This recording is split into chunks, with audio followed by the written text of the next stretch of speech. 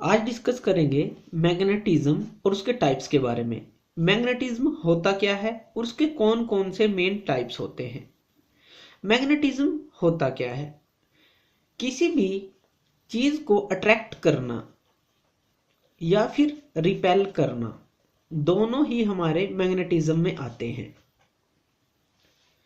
तो phenomena of attracting और repulsion दोनों ही मैग्नेटिज्म के अंदर आते हैं।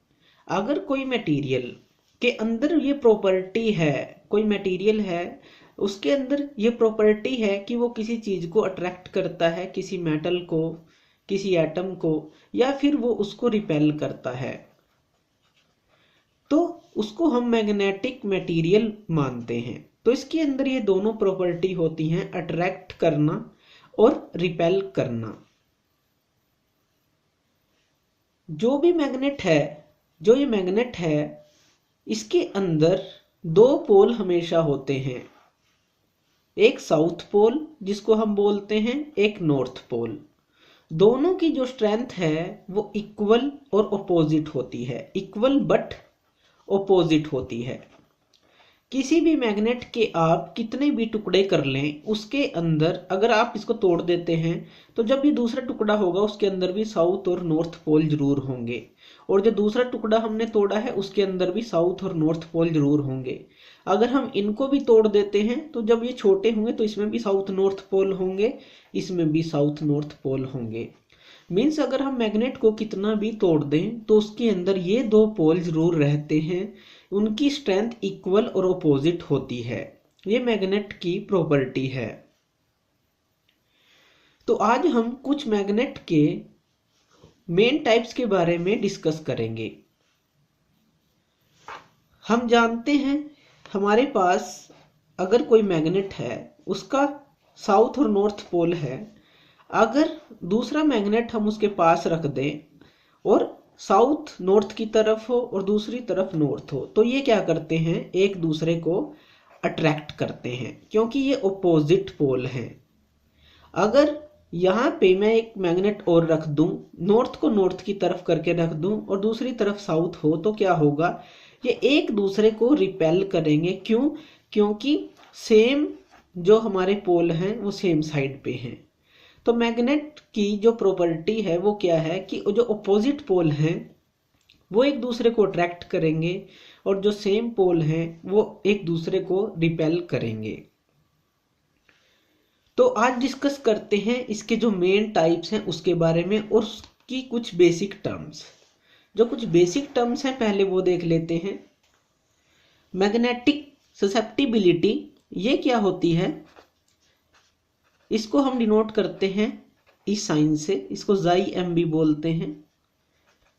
तो मैग्नेटिक ससेप्टिबिलिटी क्या होती है, कोई भी मटेरियल कितना इजीली मैग्नेटाइज हो सकता है, कितना इजीली हम उसको मैग्नेटाइज कर सकते हैं, वो प्रॉपर्टी होती है मैग्नेटिक ससेप्टिबिलिटी।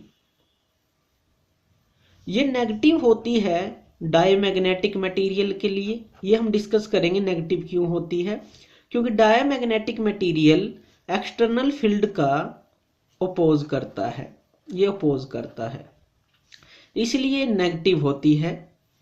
पॉजिटिव होती है ये पैरामैग्नेटिक मटेरियल के लिए, स्मॉल वैल्यू में पॉजिटिव होगी, स्मॉल में,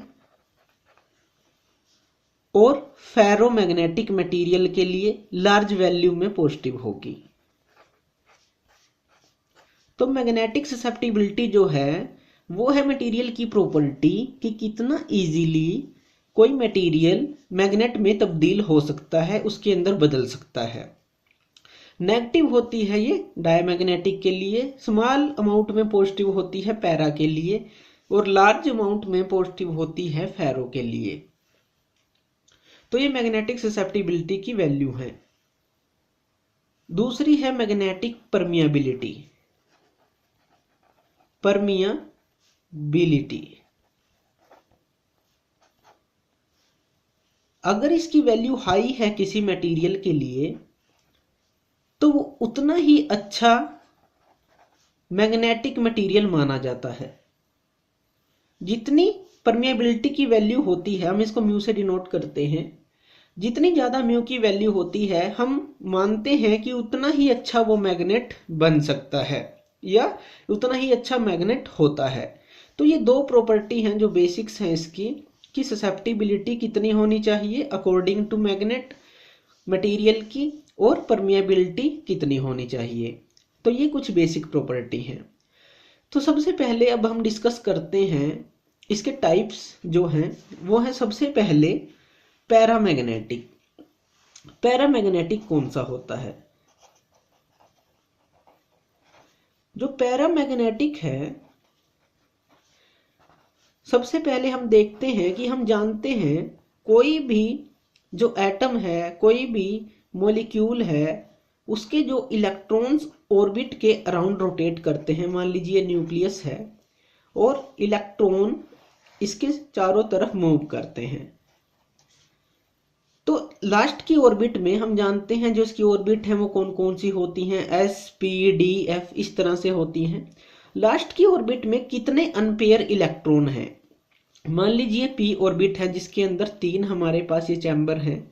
अगर हमारे पास यहाँ पे 3 अनपेयर इलेक्ट्रॉन है, ये अनपेयर है, अनपेयर मतलब कि ये पेयर्ड नहीं है एक चैम्बर में, तो अनपेयर है। ये जो प्रॉपर्टी है, अनपेयर हैं जो इलेक्ट्रॉन, ये मैग्नेटिज्म को लेने में हेल्प करते हैं मटेरियल की।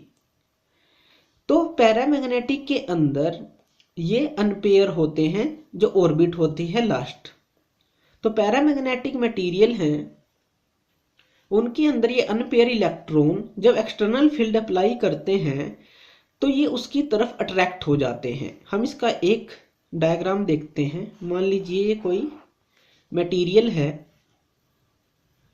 तो इसके अंदर मान लीजिए ये इस तरह से काफ़ी सारे हमारे पास मॉलिक्यूल्स हैं जिनकी डायरेक्शन इस तरह से है कि जो नेट मैग्नेटिक मूवमेंट है वो 0 है जब हमने एक्सटर्नल फील्ड इस पे अप्लाई नहीं किया।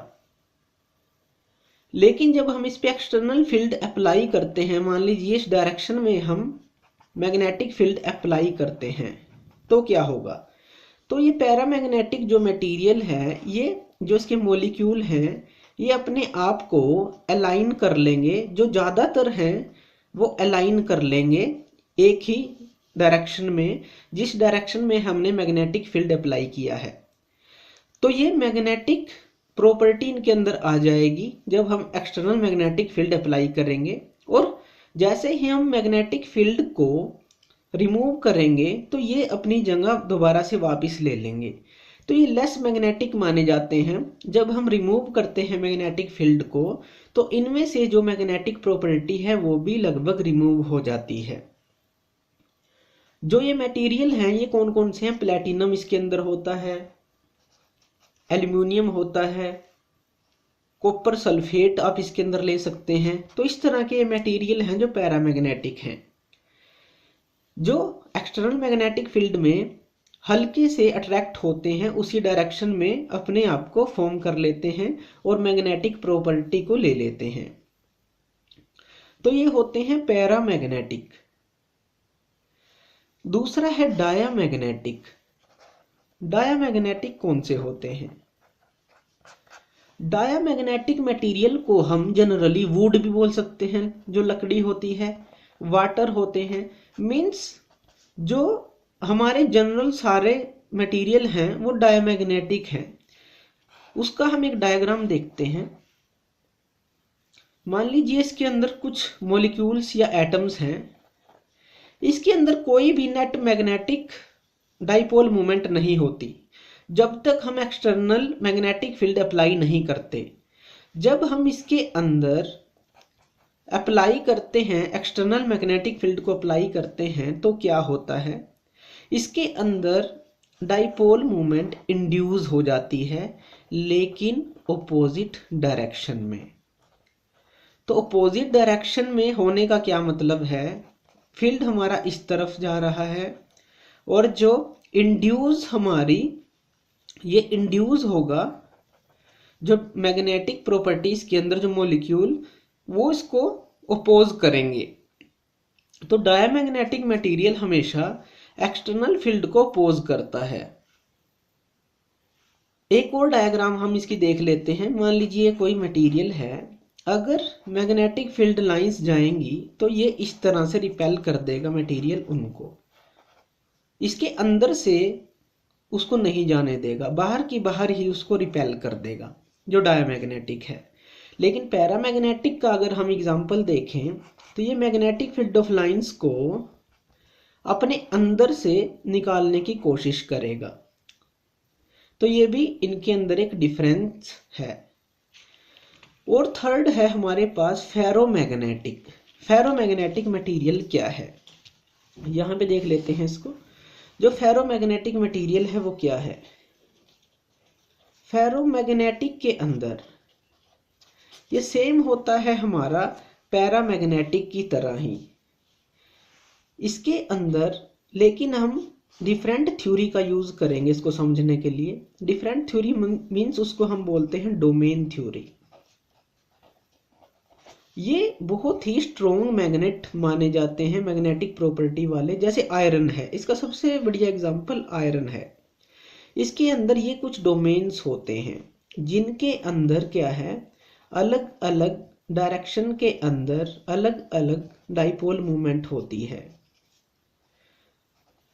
जब हम इसको एक्सटर्नल मैग्नेटिक फील्ड देते हैं तो क्या होता है, ये सब पैरामैग्नेटिक की तरह ही इस डायरेक्शन में, जिस डायरेक्शन में हमारी मैग्नेटिक फील्ड है उसी डायरेक्शन के अंदर ये डोमेन्स जो इनके अंदर डायरेक्शन है वो अपनी डायरेक्शन को सेम कर लेते हैं जिस डायरेक्शन में हमने मैग्नेटिक फील्ड को अप्लाई किया है।